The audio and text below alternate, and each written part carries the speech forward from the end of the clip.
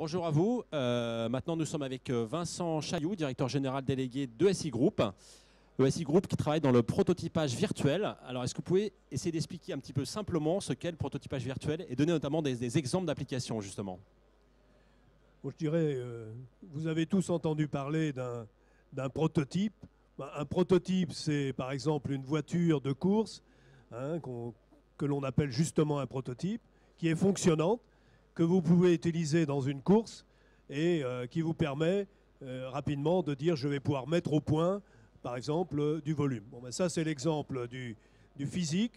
Ben, ce que fait ESI, c'est exactement de permettre à nos clients de faire un prototype virtuel, c'est-à-dire dans l'ordinateur. Alors qui dit virtuel dit je le fabrique et ensuite eh bien, j'examine sa performance et enfin donc je peux faire l'expérience de ce produit, de voir comment il fonctionne dans la vie réelle.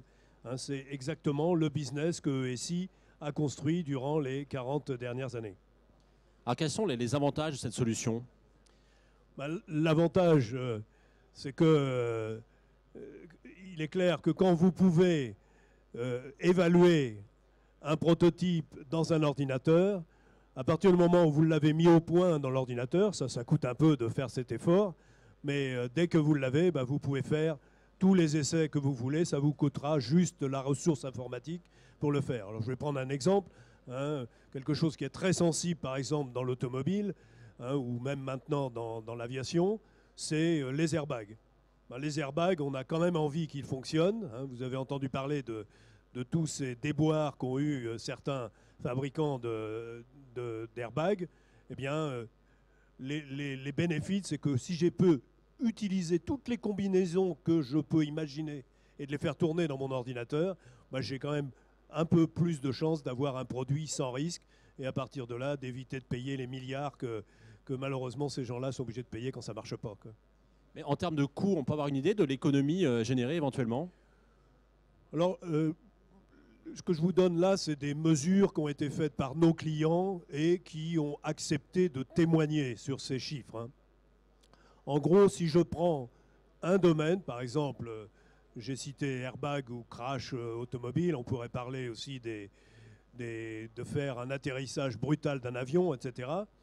Eh bien, en gros, les gains sont de l'ordre de 10. C'est-à-dire qu'un crash d'automobile, ça coûte 1 million d'euros. Le coût du software, ça va coûter d'utilisation, ça va coûter peut-être 100 000. Eh bien, le gain est de 10.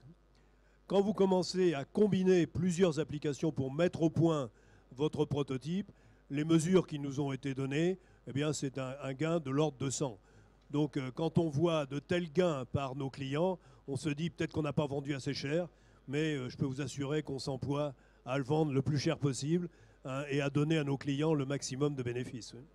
Donc vos produits facilitent également la durée de conception d'un produit, notamment en termes de timing. C'est-à-dire qu'on peut développer un produit beaucoup plus rapidement grâce aux solutions développées par ESI. Là, vous êtes très innovant. Et effectivement, ce que vous citez, c'est une nouvelle tendance. Jusqu'ici, le process de nos clients, c'était de faire une spécification, de faire donc une spécification détaillée, ensuite de pouvoir documenter, etc. Finalement, on repassait au bureau des méthodes pour le mettre au point, et ensuite, donc, on sortait des premiers prototypes physiques, etc. Le changement brutal qui est proposé, c'est je fabrique un prototype virtuel dans mon ordinateur et je l'utilise comme étant la meilleure méthode pour pouvoir mettre au point ce produit.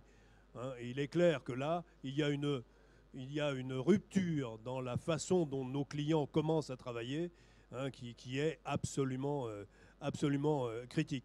Alors pourquoi faire ça? Pour pouvoir éviter de faire des changements à la dernière minute qui coûtent très cher, alors que je peux les faire depuis le début de la conception et travailler directement sur un prototype et à partir de là, prendre les bonnes décisions avant même qu'on ait commencé à vouloir le mettre en production. Alors quels sont les secteurs industriels qui ont le plus recours à vos solutions? Je dirais les technologies que nous avons mis au point il y a 40 ans, à cette époque, elles venaient de l'espace, du nucléaire, de la défense, etc. Jusqu'au jour où on a découvert eh bien, qu'il y avait une opportunité dans l'automobile, et l'automobile a été vraiment le vecteur pour mettre en œuvre toutes ces techniques de simulation. Et aujourd'hui, on n'imagine pas de faire une voiture sans utiliser les technologies de la simulation, hein, et en particulier de mettre au point un prototype virtuel dans l'ordinateur. Maintenant, il est clair que autant on a appris de la défense, de l'espace, etc., maintenant nos technologies se diffusent vis-à-vis de l'aéronautique, de l'aérospace, hein, bien sûr de l'industrie lourde. On vient bien sûr continuer à travailler pour la défense, mais enfin on n'est pas des guerriers. Hein, et puis on cherche à ouvrir de nouveaux business, par exemple le médical ou les appareillages électroniques, etc., hein, qui veulent utiliser ces nouvelles technologies maintenant, quoi. Mais aujourd'hui, l'automobile représente encore 50%, enfin le transport en général, 50% du revenu de SI. Hein, et petit à petit, on ouvre des portes. Industrie lourde, c'est 15%. L'aéronautique, c'est 10%, etc. Donc tout ceci est en train de grossir, en particulier parce qu'on peut changer leur méthode de fabrication, hein, puisque si on fait des prototypes, c'est parce qu'on sait fabriquer virtuellement, et donc on va améliorer l'usine du futur. Oui. Justement, dans l'automobile, est-ce que c'est encore un marché qui est en croissance? Est-ce qu'il y a des constructeurs qui ne font pas appel à vos solutions? Ou alors est-ce qu'aujourd'hui on peut penser que ce segment est mature?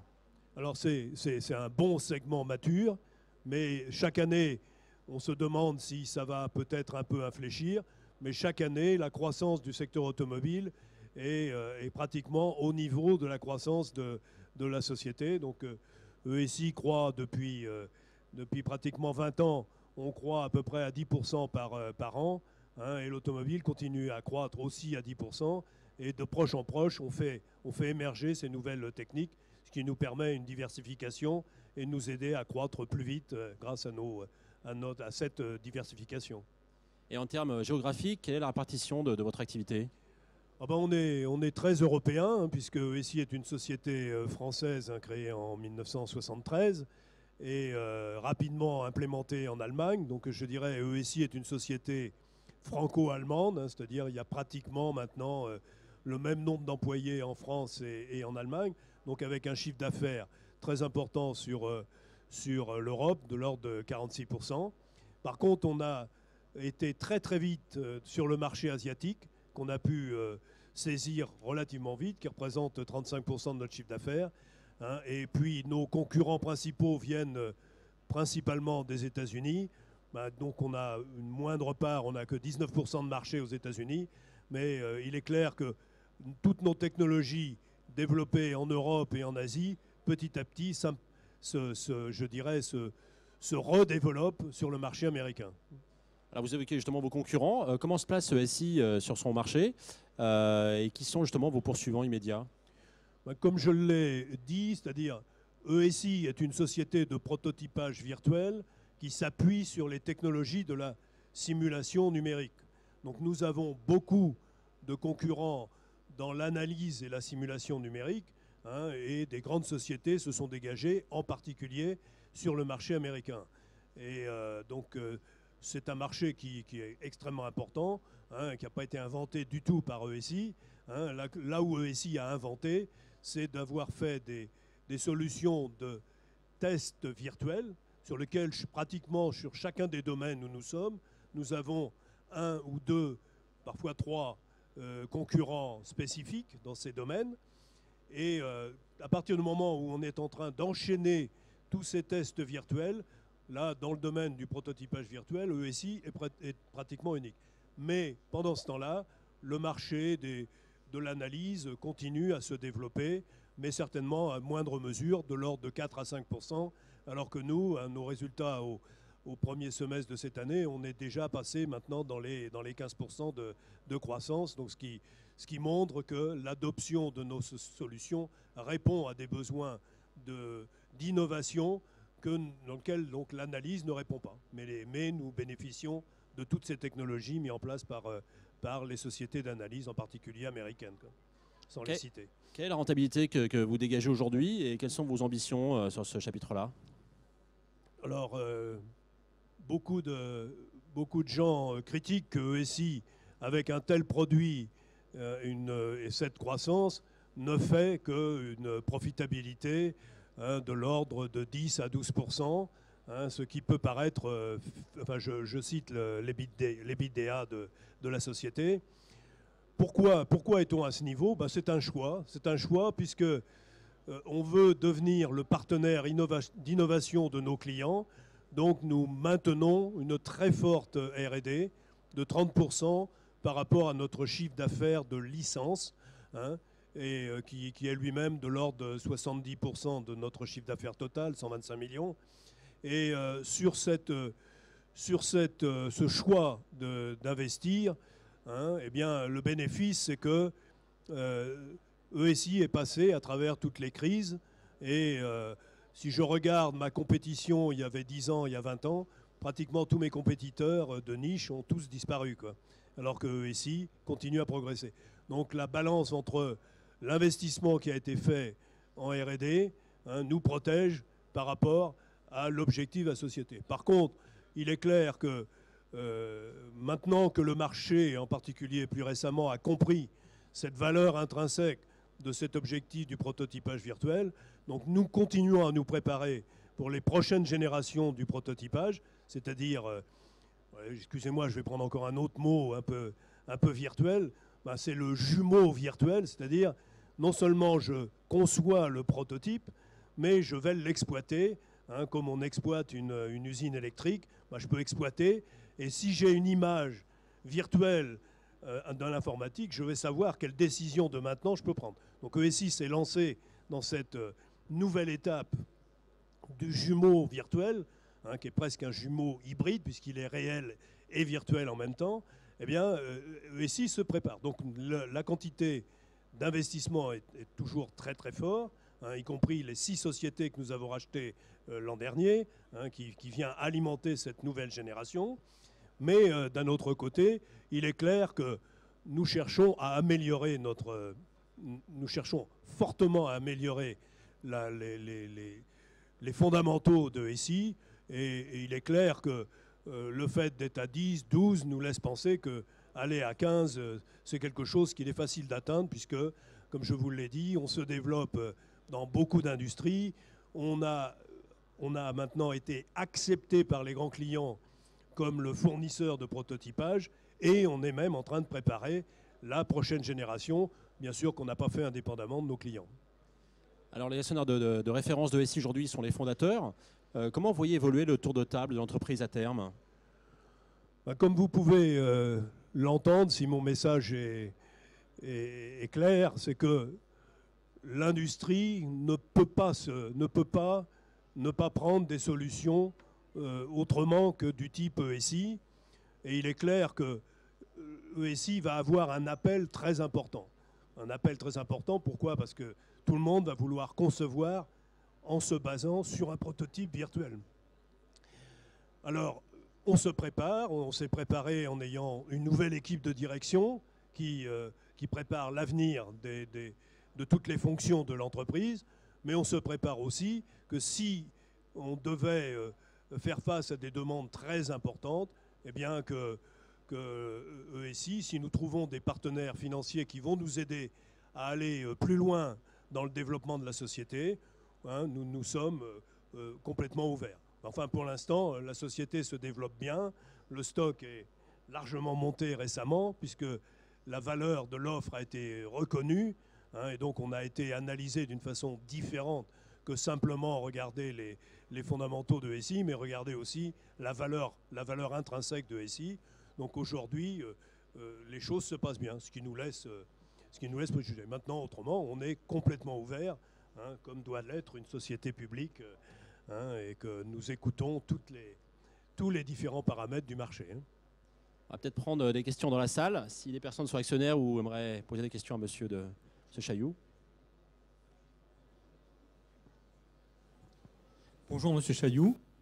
Est-ce que votre patron est content de nouveaux cours de bourse? Parce que je crois qu'il se plaignait énormément avant, première chose. Et deuxième chose, est-ce que vous pouvez parler des concentrations actuelles? Parce que j'ai vu que Siemens vient encore de racheter une société dans la simulation et a l'air de vouloir tout absorber.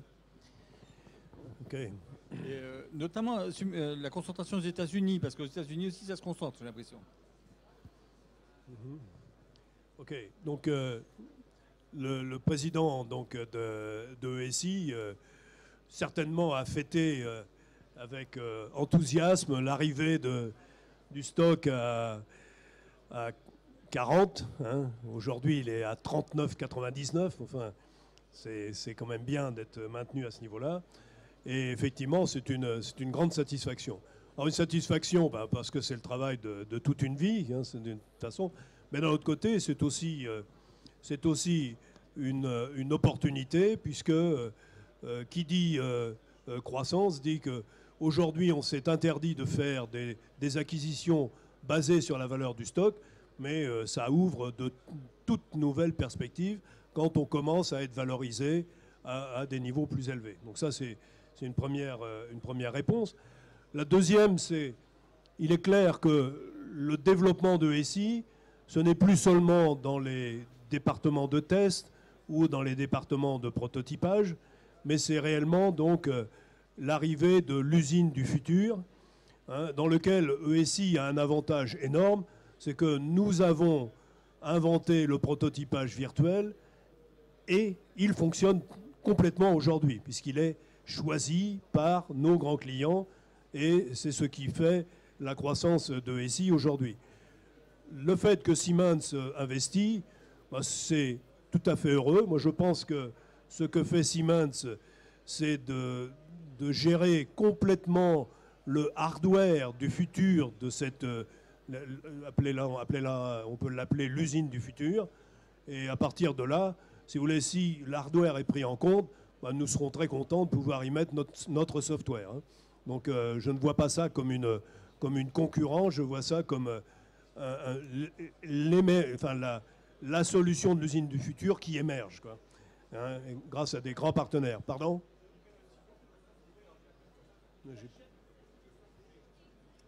Oui, on peut pas aujourd'hui imaginer du hardware sans le software, quoi. Et là, le fait qu'ils aient racheté Mentor dans le domaine électronique, il est évident que la création électronique de tous ces composants doivent être managés par l'intention du produit électronique correspondant. Mais je le situerai non pas dans la perspective du jumeau virtuel, je le placerai plutôt dans l'élaboration de l'usine automatique sur laquelle nous pouvons nous appuyer pour mettre nos solutions logicielles. Alors, je suis désolé, on doit mettre un terme à cette conférence. Monsieur Chailloux est toujours disponible pour vos questions si vous voulez lui parler. Voilà. Merci. Merci.